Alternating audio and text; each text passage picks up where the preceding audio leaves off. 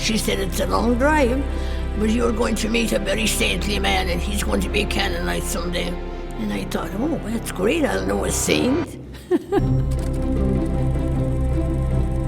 I was 15 years old at the time. I had heard briefly a little bit about Father Solanus.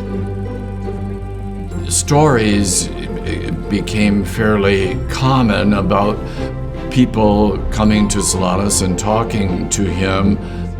Wonderful things were happening with Father Solanus. Babies who were not supposed to live became well. People who had very serious diseases got well. He wanted to help everybody. He didn't want anybody to be down. He wanted to bring them all up. That's the Father Solanus I remember, yeah.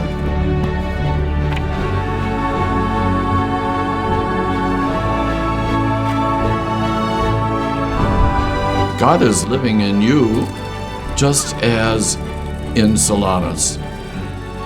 My dad always made records of people I didn't know at the time, and Dad certainly didn't know at the time, that he was recording a saint.